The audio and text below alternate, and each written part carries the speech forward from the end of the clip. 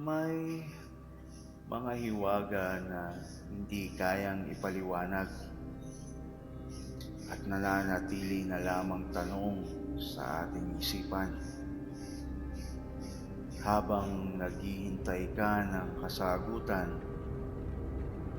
makinig ka muna sa mga maiksing kwento ni Kuya Bert.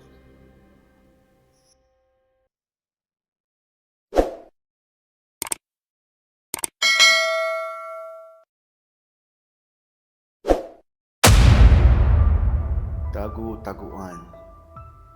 Elementary pa lang noon sila Jercel nang nagkayayaan silang maglaro ng tagu-taguan. Ang school nila ay katabi ng gubat. Sa likod noon ay may abandonadong classroom na dating nasunog. Pero hindi ko alam ang dahilan. Buo pa rin naman daw ang classroom, nasunog lang yung mga gamit at maaaring masunog. Katulad na lang ng bubong, upuan, at kung ano-ano pa.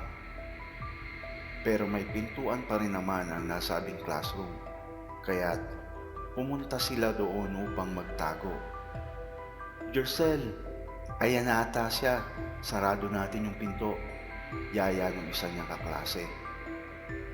May naaninag siyang papunta sa pintuan kaya't sinilip niya ito sa pamamagitan ng pagsilip sa baba ng pinto.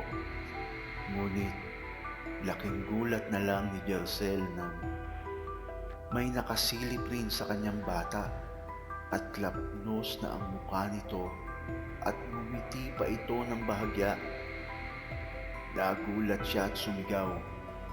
Sabi ng kaklase niya, baka daw nakasama yung batang iyon sa nasunog na nangyari sa classroom noon.